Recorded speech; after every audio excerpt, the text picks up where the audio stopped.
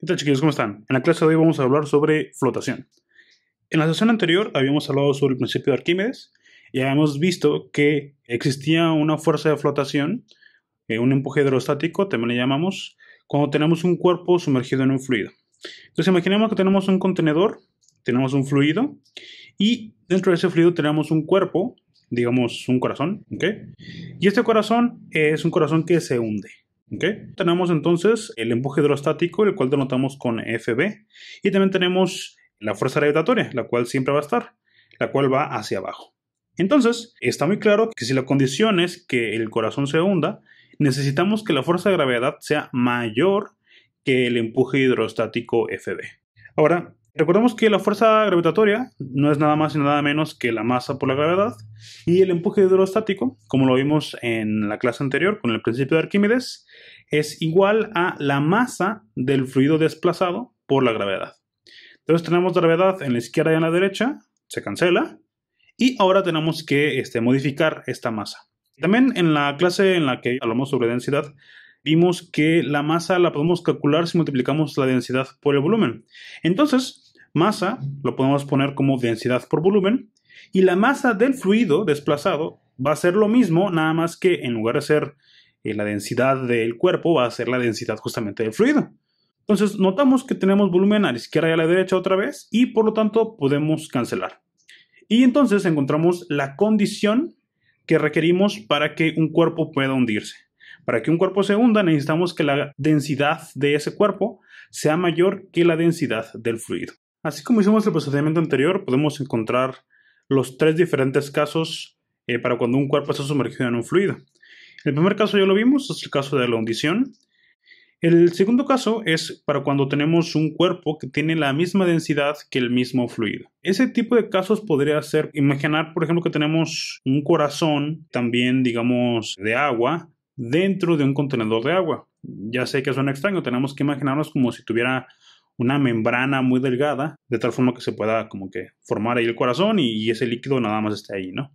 En ese caso tenemos un empuje hidrostático Fb y una fuerza gravitatoria que son iguales, totalmente iguales. Eso quiere decir que el corazón de agua se va a quedar ahí donde está, digamos como un pez que se mantiene a la misma altura dentro de una pecera, ¿no? Entonces en este caso, como las fuerzas son iguales, la condición para que un cuerpo se quede donde está es que justamente la densidad sea la misma que la del fluido.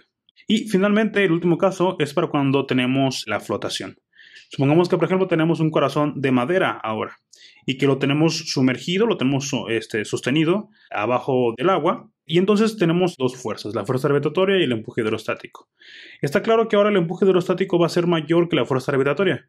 Digamos, es como cuando pones un balón de fútbol abajo del agua de la alberca y cuando lo sueltas el balón de fútbol sale disparado hacia arriba, ¿no? Entonces acá en este caso, para cuando los cuerpos flotan, lo que tenemos es que la densidad del cuerpo debe ser menor que la densidad del fluido. En este caso, por ejemplo, la densidad de la madera es menor que la densidad del agua y por eso flota. Hablando de flotación, vamos a hablar del reto de los shots. Este reto es un reto de bar que consiste en que tenemos un par de shots, uno lleno con agua y otro lleno con ron.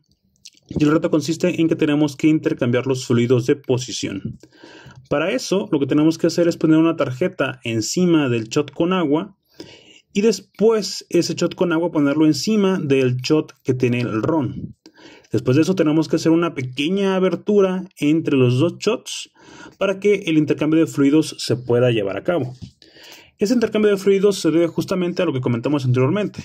El agua tiene una densidad de 1000 kilogramos por metro cúbico y el ron de aproximadamente 800 kilogramos por metro cúbico. Entonces, como el agua es más densa, el agua tiene que hundirse y entonces ocupa el espacio del alcohol y el alcohol ocupa el espacio del agua. Todo esto se debe a que la densidad del ron es menor que la densidad del agua. Quizás hayas escuchado la frase que dice que esto solamente representa la punta del iceberg.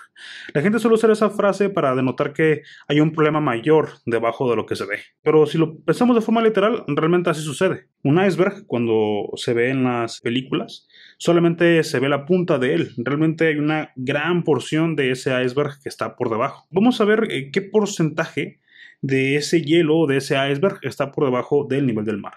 Para eso vamos a escribir nuestro diagrama de cuerpo libre, que en este caso son las fuerzas que están actuando sobre el iceberg, y tenemos solamente dos fuerzas. Tenemos la fuerza gravitatoria que va hacia abajo, siempre va a estar apuntando hacia abajo, y tenemos el empuje hidrostático que va hacia arriba, que como ya vimos es solamente consecuencia del principio de Arquímedes. Ahora pensemos, el iceberg se puede mover horizontalmente, pero no se puede mover verticalmente. Es decir, no vas a ver tú que el iceberg de repente suba o que baje. Eso quiere decir que las dos fuerzas, tanto el empuje hidrostático como la fuerza gravitatoria, deben de ser iguales. Bien, entonces el empuje hidrostático que anotamos con FB no es más que la masa del fluido desplazado por la gravedad, y en el caso de la fuerza gravitatoria es la masa real del cuerpo por la gravedad. Entonces la diferencia está en que tenemos acá la masa del fluido y del lado derecho tenemos la masa real, ¿no?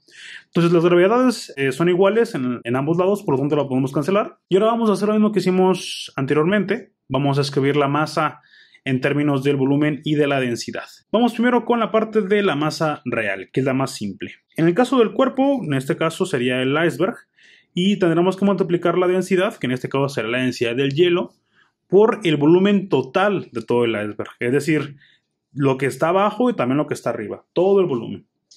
Del otro lado tenemos la masa del fluido desplazado, es decir, cuánto océano está desplazando el iceberg. Entonces acá lo que tenemos que hacer es multiplicar la densidad del agua, que en este caso sería agua salada, no sería agua normal, y tendremos que multiplicar por el volumen que está abajo del nivel del mar. Muy bien.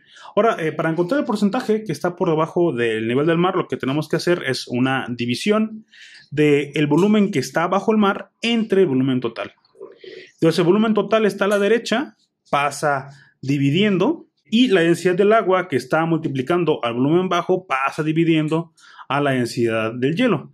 Y nos quedaría entonces esta formulita que está aquí. Vamos a consultar en nuestras tablas cuál es la densidad del hielo. La densidad del hielo, según nuestras tablas, encontramos que es de 0.917 por 10 a la 3. Y la densidad del agua salada, vamos a ver, tenemos aquí los líquidos, tenemos el agua salada, es de 1.025 por 10 a la 3, es decir, 1025. Entonces lo único que tenemos que hacer es una división, que es 917 entre 1025. Y lo que nos da es 0.9. Bien, de hecho, para ser más exactos, nos daría 0.8946. Muy bien, entonces eso quiere decir que si multiplicamos todo eso por 100, lo que vamos a encontrar es que aproximadamente el 90% del iceberg está por debajo del nivel del mar. Para terminar, chicos, les voy a contar una historia que ocurrió en Nios, que es un lugar situado en el noroeste de Camerún. En este lugar hay un lago que está sobre un volcán inactivo, y en agosto de 1986 ocurrió lo que se conoce como el desastre del lago Nios. En aquel tiempo ocurrió algo que se conoce como erupción límica, en la cual en lugar de emanar lava, lo que sale del lago es de gas. El gas que emanó del lago es dióxido de carbono. Estamos hablando de bastante dióxido de carbono, cerca de 100.000 a 300.000 toneladas. Y resulta que este dióxido de carbono es más denso que el aire. Y al ser más denso que el fluido que lo rodea, tiene que hundirse.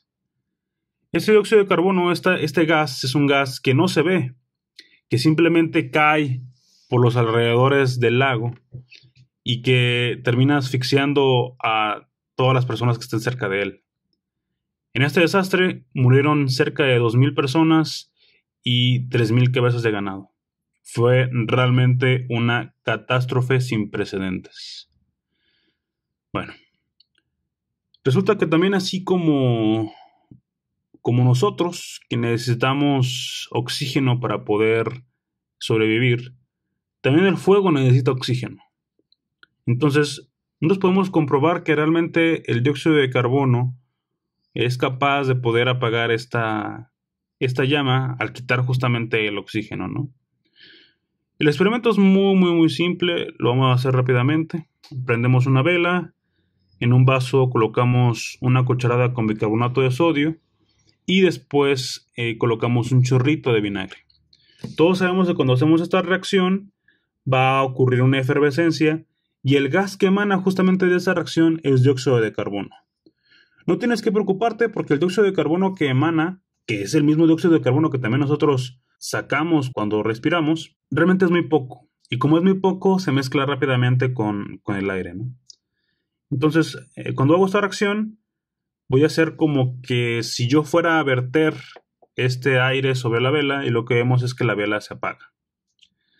De hecho, puedo volver a prender la vela porque aún queda un poco de dióxido de carbono sobre el vaso y al volver a hacer el mismo efecto, podemos ver que la vela se vuelve a apagar, ¿no? Entonces la vela se apaga porque cae dióxido de carbono y ocurre muy rápido, igual que ocurrió en el desastre del lago Ness. Bueno, chicos, disculpen que haya terminado con una historia tan fea, pero es algo que yo creo que valía la pena que lo conocieran. Nos vemos en la siguiente y, como siempre, sean buenos.